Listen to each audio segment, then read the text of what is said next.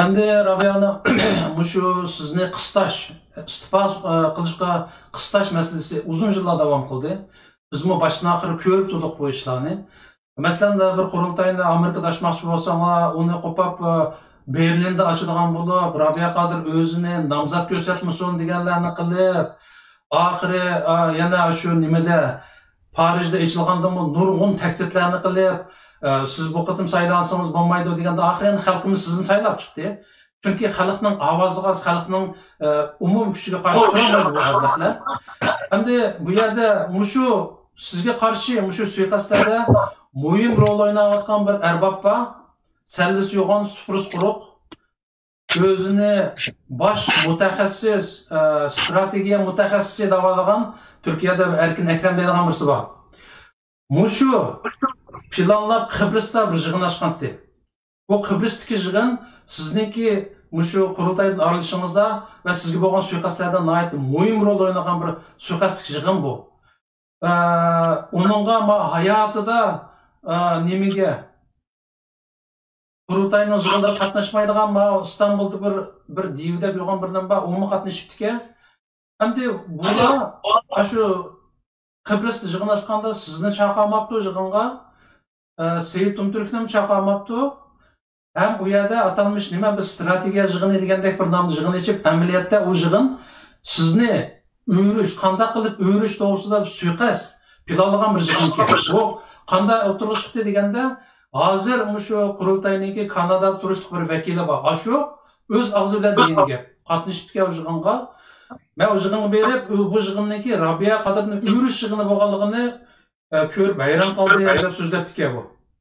Demek ki aşağıda bir suiqasd planlangan, hem şu yig'indan keyinlar dushmanlashish nihoyat o'tkirlashdi, keskinlashdi. Endi mushu yig'inning oldi-keyini haqida sizning bildiganlaringizni qisqacha deb beramiz? Men yig'inni hakikaten men shu vaqtda shunday deb ranjigan. Mal rasmiy meni yiqitish uchun echilgan yig'in Berlinda echilgan yig'in endi. Berlinda ochdi bular. O birinchi qitimda u endi strategiya yig'ini deb ochdi.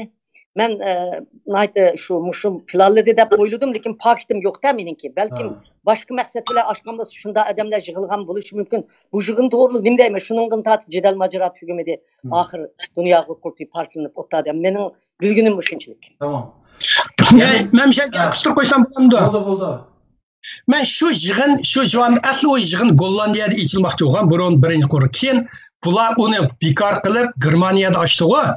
Shu vaqtida men bo'lginchilik qanday tavlangan degan bir parcha maqol yozgan. Yilib bu yig'inning oldi-keyin jarayonni nihoyat aniqlagan u maqolam hozir mening Facebook'im kirsanglar hozirmi bor. Shu. Bu yig'in jarayonida intayin bir yiliq nimdaysa yiliq bir paslik nomussuz ishni qo'llandi. Rabbimdan bugun qaror chiqarsa, at ular qaror chiqarib uni inkor qildi. Bugun manda desa, at Rabbimdamga har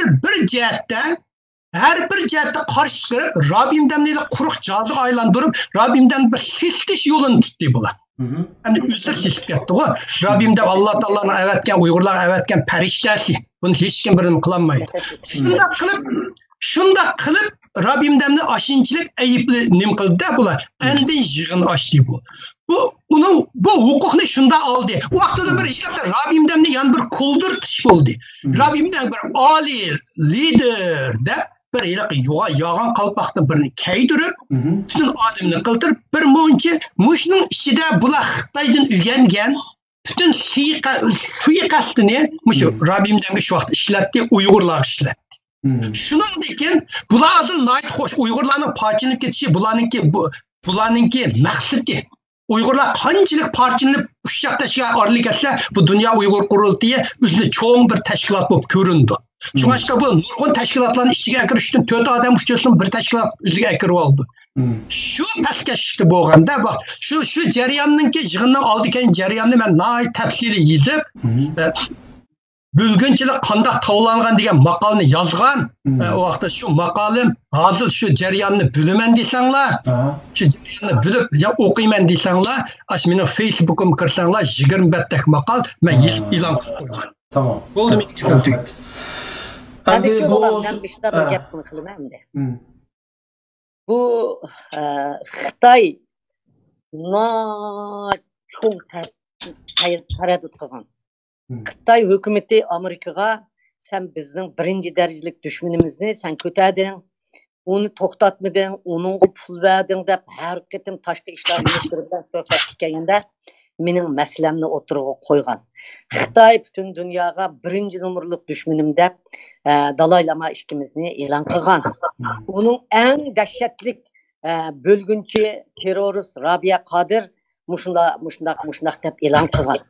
Endi Xitoy mushu meni parçalash uchun necha 100 million pul xarjlashi mumkin. Lekin mushuni eng bir guruh odam eng osonlashtirib berdi-da. Xitoy nimani orzu qilgan bo'lsa, qandaq sisteman degan bo'lsa, osh liniya bilan. Men mushu bir Amerikada bir narsani misol qilib beraman sizlarga. Men bugun xalq bilan mungdashqa bo'lay. Men nechinchi yil shu? Dunyo tunji qitim Dolqin Aysani Amerikaga mehmon qilib, Amerikaning ishkini ichib berdi. Nuri Turkiya Loisa ishkisi yo'llanib, Dolqin Aysani Interpol qilib qoldi. Amerika keldi. Kelgandan keyin bular erkin olib tekimmi keldi. Ben sizler Uygur'un lideri dediğinizler, şundayım mı? Ben özümün Uygur'un lideri dedim. Benim umumi halkım, benim Uygur halkının lideri de paraydı. Manevi adımız da paraydı. Kahramanımız da paraydı. Ben Rabia Qadir degen bu xotunni aş sıfat bilen özümü hürmet kılımay. Endi muşunda kıvatkan bir ayal, ben şu vakti jangalda uyum battı, azam bir öyle otağım. Şu ödeme oturaqlık, bulan bütün Xitayning jasusları məxsus ziyafət orlaşdırdı. Ziyafət orlaşdırğanda Amerikada vəzifə verildi. Hər bir özünün yaxın mehman qıldığı adamlarga bugün Germaniyadan gələnlərini mehman qılıb çağırırız. Bununla 70 adam çağırsa, 50 adam çağırsa, 30 adam çağırsa. Muşu 15 gün, 20 gün öy 100'den, 50'den, 70'den mehmandarçılık oldu. Bir meni tek dincitim qaldı. Aşı muş German kim var bunun içinde? Ya bu efendim demedi, ya bu efendim demedi, ya bu efendim. Hey, Rabia Hanım bizim liderimiz. Biz bu Rabia Hanım kim diyen bir adam çıktı. Ben milletimde hayran bulduğuma yerim. Rabia Hanım bizim yalnız koyumuz bunu. En ahırda Uygur Amerika yüşmüşte bulağı tonkay dedi. Ötkende 6 medal taqaştı bir-birge. O günü tonkay duruştu. Şu tonu ben bakınım yok dedi. Orta Asiyalıklar bir tonkay. Ben tonkiş arzuyumu anladım go. Ben tacı ekleyen Arabistan'da altın tacı yasat evet ki bana layık emas deb ben qaytırıp ettim onu. Ben kaymayman deb.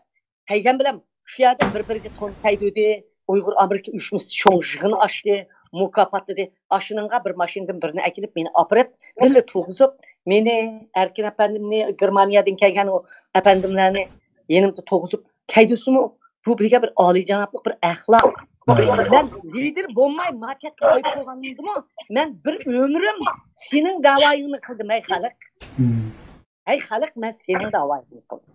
Ey Amerikada turvatsa Uygur senin siyasi panalık to'yib erişin uchun tezleştirish uchun istet departmanga vaqtida men hozir chiqqan xelim hocamlar hech qaysi yo'q. Hepsi bir qatim kelib Uygurning siyasi panalığını tezletish, qabul qilish to'g'rilik qaror ma'qullab qizdim. Ey Uygur men Yevropa parlamentiga berib Uygurni elish to'g'rilik qaror ma'qullab qizdim, do'stlik guruhini qurgizdim, Shvetsiyaga do'stlik guruhini qurgizdim. Belgiya, Gollandiyada olmagan 200 adamlarni Norvegiyaga oladigan qildim. Men sening xizmatingni hech liderligimni nazar olmam, men sening holchiligingni qildim.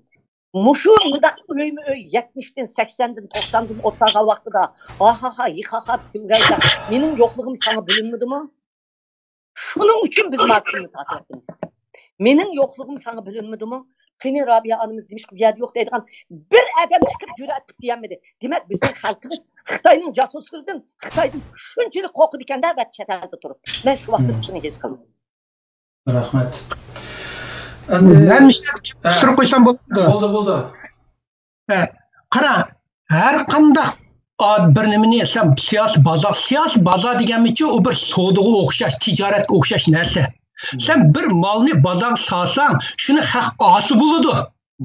Rabimdan kelishdan burun biz hammamiz ming yozni misib baqdik, g'arb dunyosi ommidi bizni. Masalan, men bir ko'ylaq bir ko'kishimiz bor. Coca-Cola'nı içimiz. Ya bir içimlikni içimiz. Şu içimlikni içkende biz içideki nersini içmeyimiz. Tişideki viviskini içimiz. Mesela sen bir Coke'ni sen hakkı içige aslı Coke'ni ilvet başka birimini bir Coke değilsin sen Coke'ken de içse. Rabiimden dümşe kelgende tüyünce kıtım Uygurlarının viviskisi payda oldu dünyaya. Mani biz Rabiimden açıp köz tutup Uygurlarını dünyaya satalıdı. Mal bazak siyasi bazak açık aldı. Bunundan başka hem adam çıkıp bakkan burun biz Amerika'da mı? Hiç kasını ammedi. Mesela Amerika'da Silicon Valley'de bir dünyadaki en tahkikat çıkargan taraqqiyat, en texnikalar çıkargan bizde Kaliforniyada var. Şunun her yılı mınga yığın şirket bazak çıkır iken. Lekin en ahırı her yılın 5'i tızımda tutsa, yılın ahırı şunun da 5-4 kaldı iken, kalğını veyran buldu iken. Nemiş kadıysan, viviskini haq almaydı iken. Rabiimden çıkan iken, dünyada tünce kıtın bizim Uygurlarının bir vekili çıktı. Biz manada kösteldik. Her kandak neyse, yuğan kıyaçyadım bulmaydı. Bir iki siyasetçi araqlıq şu millet tonuldu. Şunda bir adamni açıkta biz milletimizni endi ala bazaga siyasetini koyalaymiz. Bazan haqlar qarab ben oldu ki adam. Rabiimden çıkandan keyin şu dünya Amerika bizni qabul qildi. Meğer bir nayt yaxshi mal bor ki biz mushni qilaylik, mush yo'l mayın, mushni tutaylik degan. Nurg'un yer siyosatmichi o bir ideologiya o'tirki bazaga o'xshash narsa. Ben mushni biz dünya aldığım kurultayda en yaman kığını muşu bizning bayrağımızını, bizning manevi anımızını, liderini, Uygurlarning viviskini urvat demesin. Şu, doğru. Urvat demesin. Bunun derdini ta hazırlıkçı tatip atmış. Gepim tüydü. Hatta Mongol mu dedi o Paris'deki yığında. O Rabia Kadir Uygurlarning bayrağı. Sizlar qanday millat dedi bu bayrağınlarni yıqtib etib qanday inqilab qilsizlar deganda ko'zlarimda yosh taramlab eqib ketdi-ku. Yo'q, Mongolning gepi ma bizning yig'inimizga qatnashib atgan.